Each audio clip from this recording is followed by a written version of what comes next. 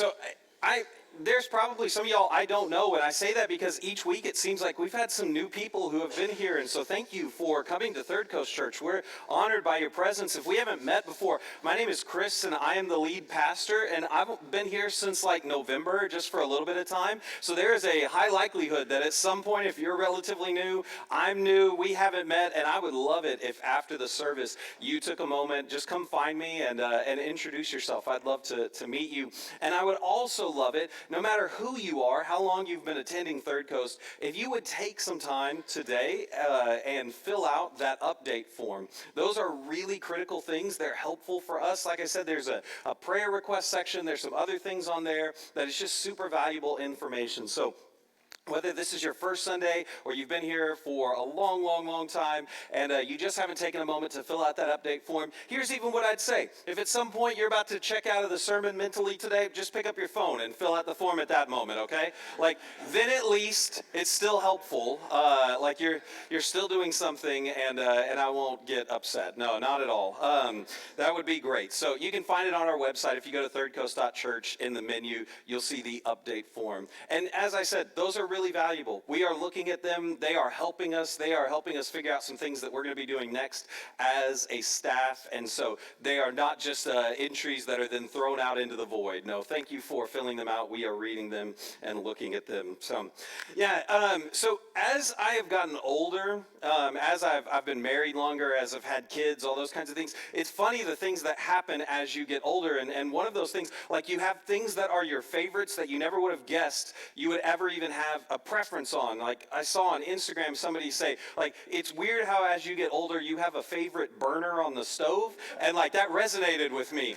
And I do. It's like it's the lower right. Like that's the one I'm going to use all the time. I default to that one. Like but how is that? I don't know why that's the case. And it's strange because I never would have thought that like bath towels would be something that I would care about. But like a few years ago, we bought some new-ish bath towels, and man, this was an upgrade for us from where we were at. I mean, it was kind of just like cotton swabs and like rubber bands. Like that's kind of where it was terrible. Like this was a great towel, but you know, like that was a good towel. But then Erin went to the store and she came home with these bad boys, and this thing is like, oh man, it's huge. I feel like I'm at the spa. Like this thing would double. We could patch the roof if we had a hole in it. Like it is, oh, it's so soft. Like this is the one that never ever is going in the kids' bathroom whatsoever. Like this one stays in our bathroom, and that's because the ones that go in the kids' bathroom are the ones that we used to use, right?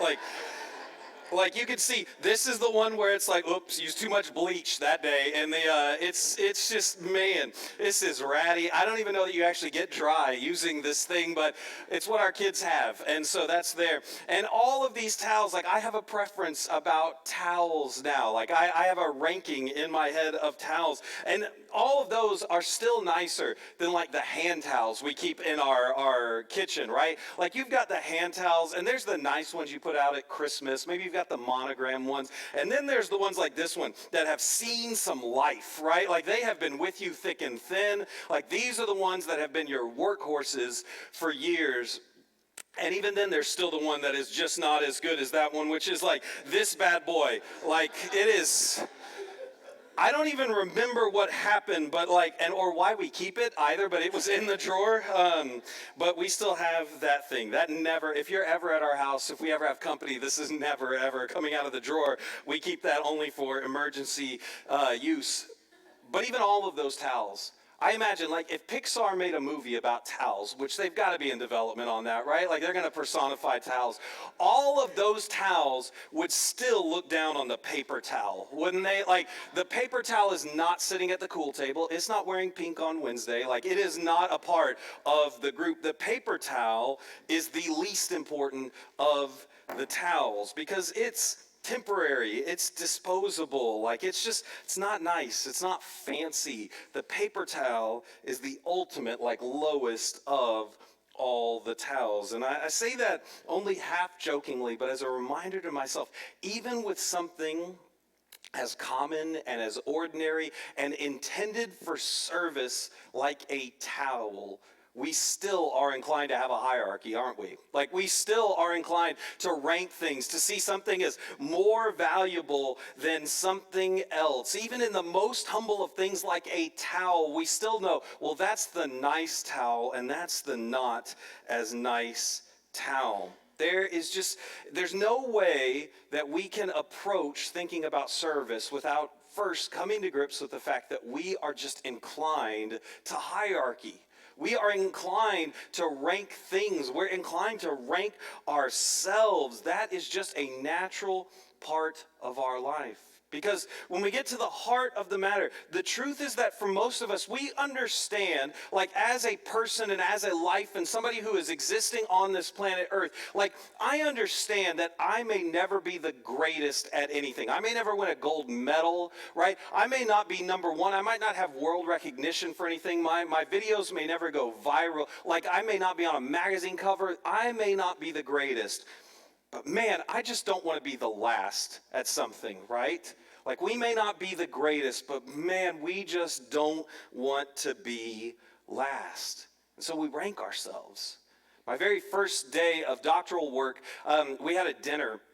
And I didn't know any of these people. I just walked into the dinner not knowing a soul, and immediately I was like sizing people up, right? I was trying to figure out where I ranked sort of in the pecking order of this doctoral cohort. And I knew that I'm probably not the smartest person in the room.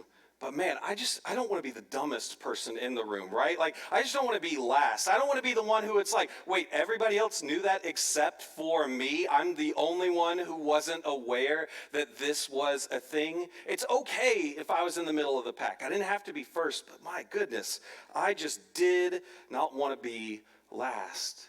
Maybe it gave me like flashbacks to being picked at dodgeball, like in elementary school, right? Like, it's okay if you get picked third, fourth, fifth, that's all right. But man, you just don't want to be the last one standing there. It's like, ugh, I'll take him, I guess, right? Like, that's how it works. Man, can you relate to that feeling at all? Just please don't let me be last, right? Please don't let me be the slowest or the least intelligent. Please don't let me be the weirdest in a group of people or the worst at whatever job is in front of us. This is a universal human trait. We all experience it, and it's really rooted in our pride. You see, part of our fallen nature is this desire to measure up. Like, I attribute my value and worth to how I compare to other people. You see, if I'm better than other people at a task, or if I'm smarter, or if I'm faster, or if I make better financial decisions, well, then I must be worth more. Because if I tie my value to my performance, then I've got to kind of figure out where I'm ranked. And again, I just don't want to be last. But there's a darker side to that as well, that I just kind of want to make sure I always have at least one person that I can look down on, right? Like, no, I'm still above that person. I mean, I know my car might be dirty, but have you seen that person's car? I know my kids might be crazy, but have you met so-and-so? I mean, their kids are really, really crazy. I just want to always make sure that I have at least one person that I'm better than. And all of this, it flies in the face of what we know to be true about following Jesus. We know that our worth is not the result of what we do. We know that God doesn't love us because of something we can produce. In fact, it's quite the contrary. We are loved at our absolute worst. We are treasured by God when we are useless. We are given life when we are spiritually dead. So how do we move then from a position of pride and measuring up to one of understanding what it would mean to be fully loved? How do we trust that our worth comes from God and no one or no thing else? Well, it's a process of transformation that is almost always the result of practicing the spiritual discipline of service. Practicing service. We're in the second week of a series at Third Coast Church called This Is Us, and we're talking about 4 key aspects of life here at Third Coast Church. And last week the focus was on worship, and this week we are talking about serving. And worship and serving are so interconnected. Like they flow from one to the other. We see this throughout Scripture. The time when Jesus is tempted, he answers one of the temptations by saying, you should worship the Lord your God only and serve him only. You should worship him and serve him only. You see, worship and service went hand in hand for Jesus. And so it's fitting that we would think about Jesus and his example of serving, because for us, Jesus sets the example of serving. Today's scripture passage is John chapter 13, and the setting is the night of Jesus' arrest before he is crucified. He's gathered together with his best friends. He's with all of the disciples, and they're about to eat a meal to celebrate the Jewish holiday of Passover. Now, this week, if you go back and think about all of the things that lead up to this moment before he's crucified, it had been a bit of a week for him. He had ridden in on a donkey, and everybody was waving palm branches and yelling, Hosanna, which means save us. He had been in the temple teaching. He had gotten into some arguments with the Pharisees. He was greeting people who weren't even Jewish, but they were there to see him. I mean, a lot had happened. But on this night, he's sitting with his friends. And this is the last moment that he's going to get to spend with them. Like his purpose, his calling, everything had led to this moment. He knew what was about to take place. And I'm sure that there were probably a million things that he wanted to say. Maybe you've had that kind of conversation with somebody else where it's like, hey, if it was your last day on earth, like what would you do, right? Or if this was the last meal that you were ever going to eat, what would you want to eat? Well, Jesus answers that question. When it was Jesus' last day on earth, when it was his last moment, we know exactly what he would do. And this is what it says in John chapter 13. I'm going to start by reading in verse 3. You can follow along on the screen. It says this, Jesus, knowing that the Father had given all things into his hands, and that he had come from God and was going back to God, rose from supper. He laid aside his outer garments, and taking a towel, he tied it around his waist. Then he poured water into a basin and began to wash the disciples' feet and to wipe them with the towel that was around him. These Jewish meals, they had some familiar customs. They're things that we wouldn't think about much because we don't face the same kind of challenges that they did. We don't have the same kind of table. But for them, they would have been very familiar. So when you were at a meal like this, we see this in the gospel. It talks about how they reclined at a table. So the tables were lower and they were kind of laid over on their sides with your torso sort of pointing to the table. Like, so you were close where you could grab things off the table. And your feet were then pointing away from you. Your legs were kind of pointed away. That seems awkward, right? Like to lay over and try and eat like that. But it's even more so when we think about their feet specifically. I mean, imagine the tires on your car when you've been through a full day of driving through dusty roads. And this was a people who primarily walked, which means their feet were their tires. And so they were appropriately dirty. This is why one of the commonplace practices at a Jewish meal was that there was a time of washing the feet. And you would want to have clean feet if you were eating together, like in a normal circumstance, but even more so if you were going to be laying down and your feet were going to be relatively close to the table. But who does such a thing? Throughout Jewish literature, what we see is that, I mean, their idea of what was clean and dirty was pretty significant. And so if I were to wash my own feet, that'd be taking clean hands, and I'd have to like wash them, which then would make them dirty. And things that were dirty to become clean, there's always a long and involved process. So you wanted someone who could do the foot washing. And as you might imagine, this was an entry-level position. You didn't work your way up to lead foot washer. Like, this is the person who was the lowest ranking member of any of the servants that were in your employ. Now, there are actually some texts from around Jewish material at that time that would talk about other people washing feet. One of them that I just loved and thought it's a great example talked about a wife who wouldn't let the servants wash her husband's feet because she said, "This is my husband, and no one else is going to touch his feet." That's touching, isn't it, ladies? Do y'all kind of feel your hearts stirred? It's a lot more guy laughter at that than lady. No, that is one instance, and that was a way that she was going to show her love. Is that no, I would be the one that would wash his feet. There's stories of children washing their parents' feet, or a student washing the feet of their mentor. But in every instance, it was always the lesser washing the feet of the greater. And so when it was done in that way, it was always about showing respect and honor for the one who was greater. It's hard to overemphasize just how not right this situation would have felt to the disciples when Jesus stood up, took off his outer garment, and wrapped a towel around his waist to wash their feet. I mean, none of them would have ranked themselves above Jesus. They had arguments and ideas about maybe where they ranked in the group of disciples, but they all knew that it would have been ridiculous to put themselves ahead of their rabbi and leader. Jesus was the most esteemed person in that room. He would have been the one who deserved the greatest honor in their view, and that was exactly the point of what Jesus did and the example that he was setting. Serving the disciples was not about bringing honor to Jesus in that moment. It wasn't self-righteous service where he was trying to elevate himself. No, the point of this service was to honor God and demonstrate a sacrificial love that would be more fully realized and understood later on the cross.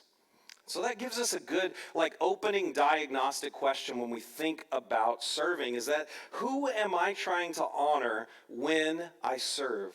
Who does this service honor? Who is it that I hope gets credit and praise for the act of serving?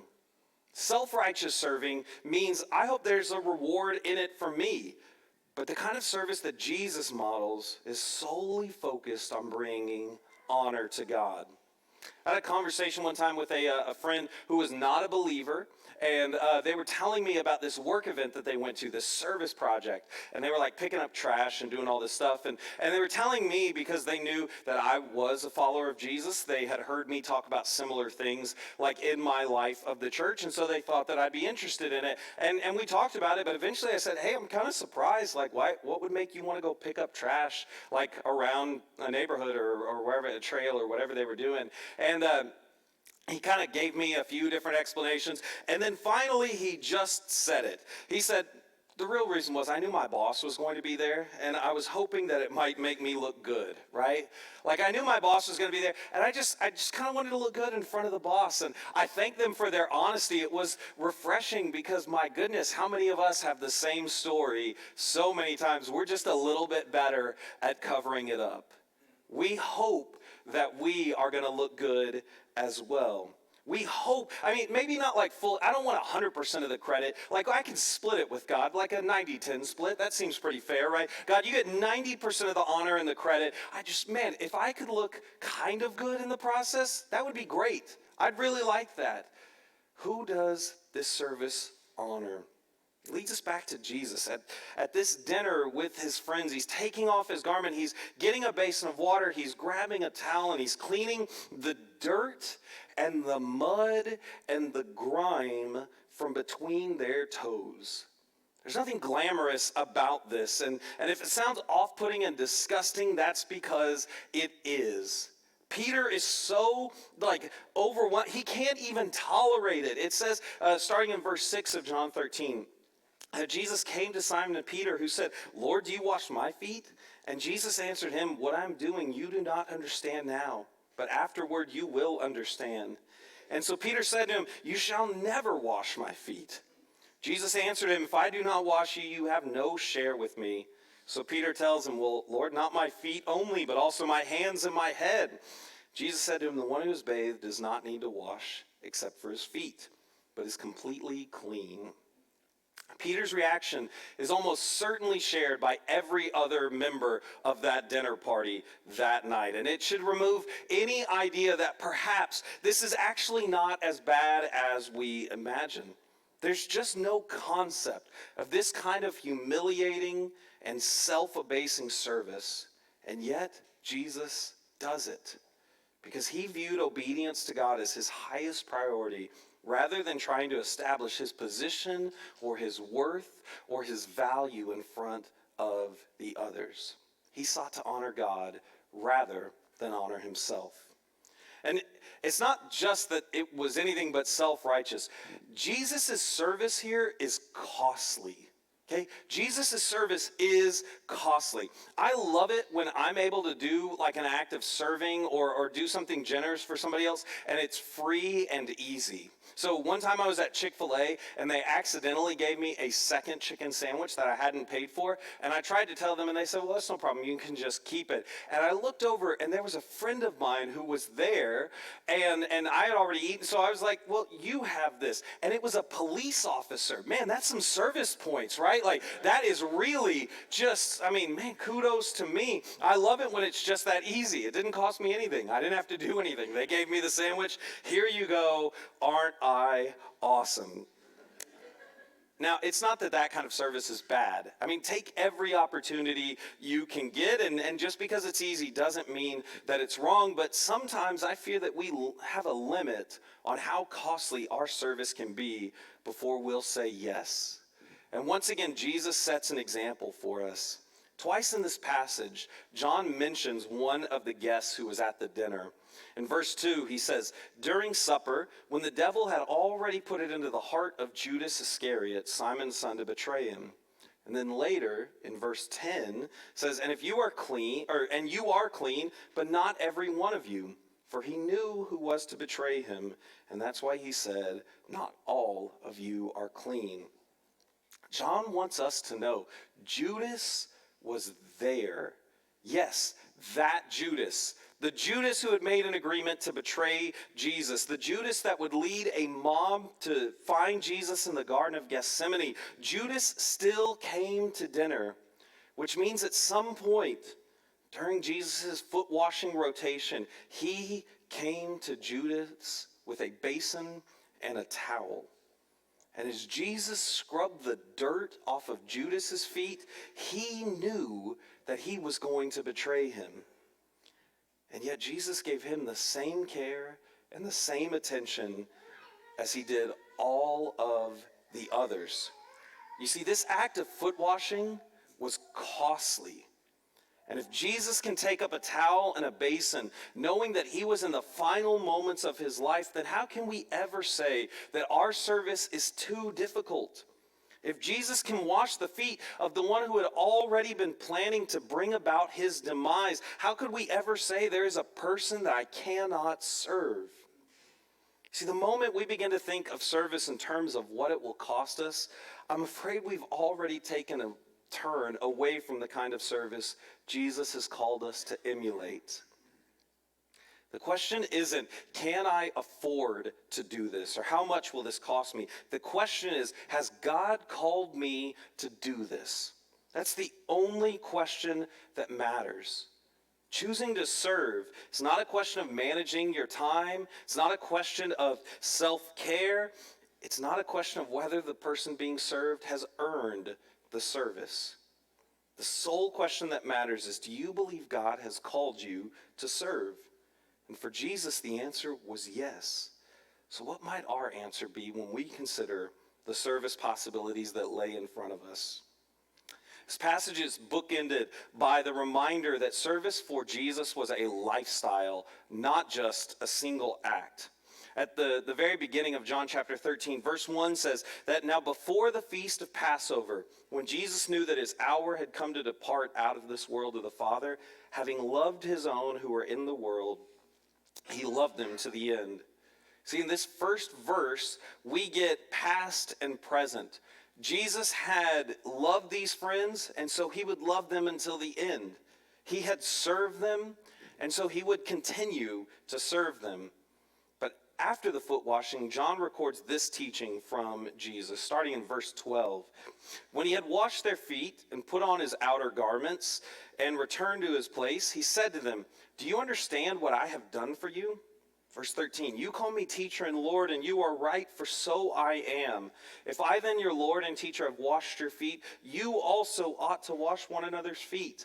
For I have given you an example that you should do just as I have done to you." And here we have present and future.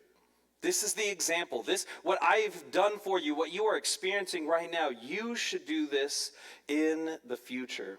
What this entire passage tells us is that service was a continuous lifestyle for Jesus. His life was characterized by sacrificial love and service. Jesus had loved them. He had served them in the past. So in this present moment, he continues to love and serve them. And then he calls on us in the future to love and serve others in the same way. Now, a lifestyle of service is one of those things that I aspire to. And sometimes I don't always feel like I'm hitting that mark, but man, I can look around and there are some people in my life that I feel like they live a life of service. And I hope you have some of those people in your life. At the risk of only calling out a few people, because I'm sure we could go around and share stories, there are just some people that I look up to, and one of them is my wife. My wife works with two special needs boys.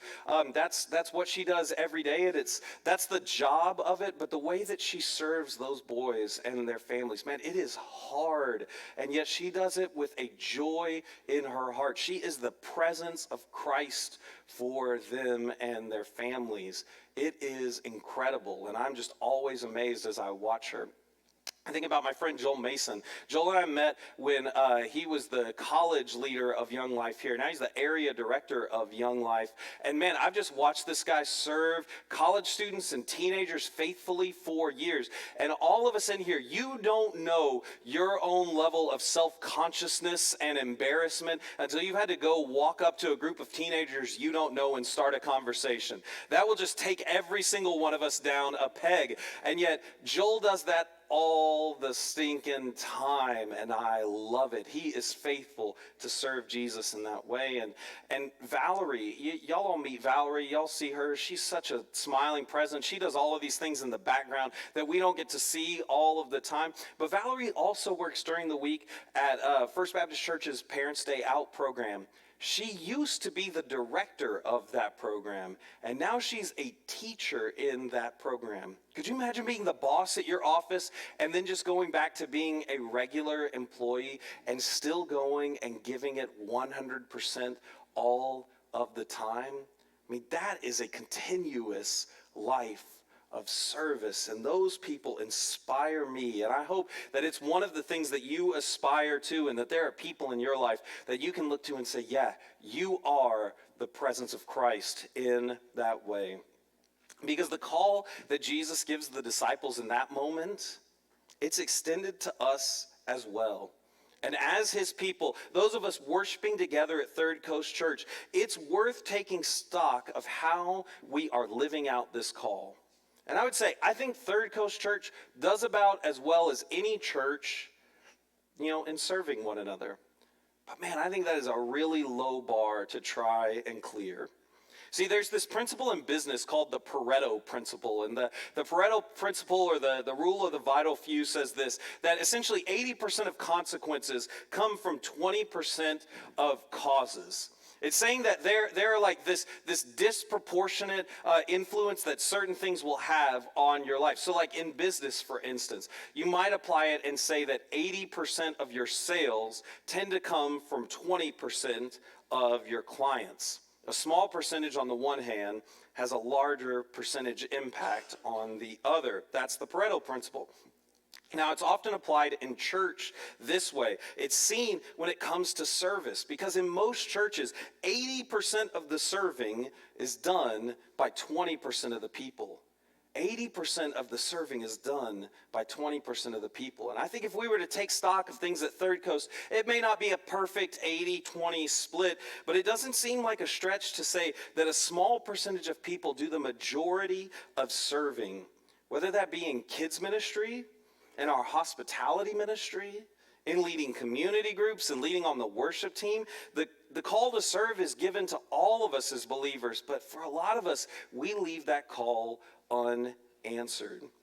Now, one of the reasons for that, I want to own this, that lies at the feet of those of us that are leaders here at Third Coast Church. For me as your pastor, for our ministry staff, if we don't ask you to serve, if we don't create opportunities for you to serve, if we don't invite you into the process of developing the habit of service, man, that is on us. And I don't think we've done a fantastic job of that over time. It's been one of our prayer requests, though, lately. It's been one of the things we are talking about as a ministry team. This is an area that we are trying to get better at. But some of the issue is the result of all of us just not wanting to serve and letting that drive our participation in service. You see, friends, I think we can get better together. Your Third Coast team is going to create more opportunities, but we need you to be willing to take the step of faith and say yes. And it's hard to say yes when the first question that we ask sometimes is, but what if I don't feel like serving? What if I just don't feel like doing it? You see, if we let our feelings guide our service, we are easily going to find reasons not to serve. Every single person in this room, you all have a good reason not to get here early on a Sunday morning and watch kids. Every person in this room has a good reason not to stick around after the end of second service to help break down tables and displays and wash coffee pots. And perhaps one of the best reasons you could come up with is, I just don't feel like it. I just don't want to do that. But that's where the beauty of serving really begins to shine in our lives. For in the act of serving, we have the greatest opportunity to practice discipline and become more obedient to God's call. The sacrificial and costly acts of service are the moments when we come face to face with a part of ourselves that just hasn't been submitted to God, and we give it over to Him. See, Jesus himself had this same experience. There's this verse in Hebrews that I stumbled on a few years ago, and it has just always stuck with me. It says in Hebrews 5:8, although he was a son, Jesus learned obedience through what he suffered. Even though he was God's son, he learned obedience through what he suffered.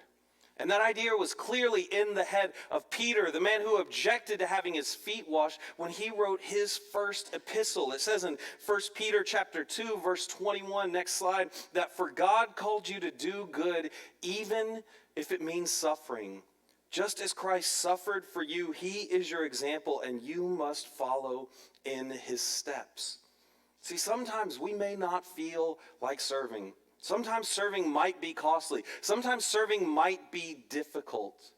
But we learn something in the process of still saying, yes, God has called me to do it anyway.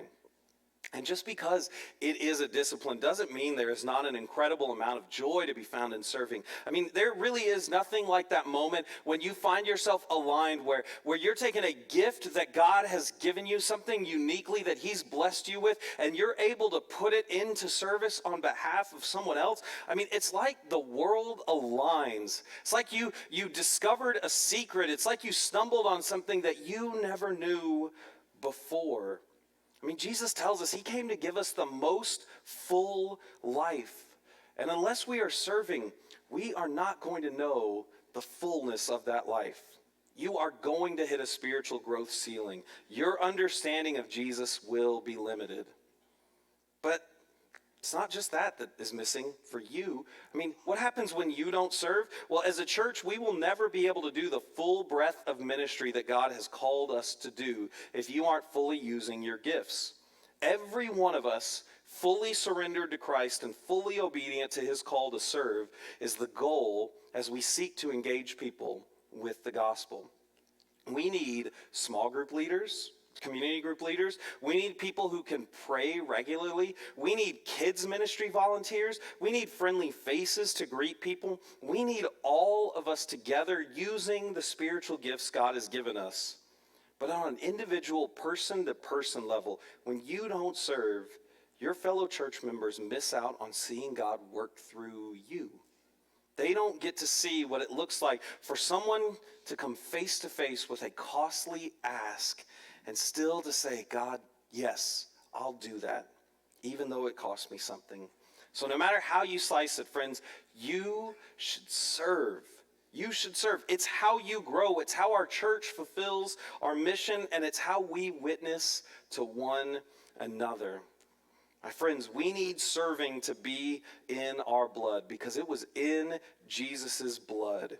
And we are a community that strives to be like Jesus, which means service is what we do. Service is us. It's what we are called to do, and it's what Jesus wants us to do, and it's what we get to do as a church. So let me pray, and then we'll talk about how we can respond. God, thank you for the reminder that Jesus sets, this example of costly service.